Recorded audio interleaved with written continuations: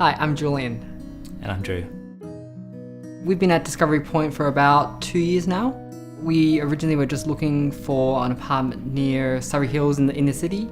We found that a lot of apartments were out of our price range or being snapped up too quickly. So we broadened our search further and further out to Camperdown, and then one weekend we just came for a ride out here to Discovery Point. Looked at the apartments, looked at the trails, just loved it. So started looking online for a couple of different apartments, and this one came up. I think for us the benefit was it's not that far out of the city. Yeah. It's literally, for me, it takes the same time to get to the office as what it did when I lived near Hyde Park. On the train it's 15 minutes, you've got 2 train lines intersecting, so you can head north-south, you can head on the airport line.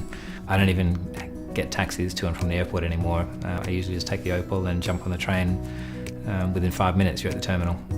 So it's pretty quick, it's faster than driving, and it's reliable, you know exactly what time you're going to be at each end, and it's pretty reliable. And you just walk out the door of the terminal, jump on the train, you're home within 5 minutes. It's amazing. We like riding the bikes, Yeah. So we're pretty lucky to have the cycleways in multiple different directions.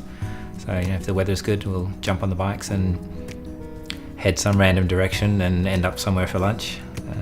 We try to keep the weekends a little bit of an open-ended downtime. Both our Monday to Fridays are pretty tight schedules, so we like the Sunday, Saturdays to be probably free of most of that.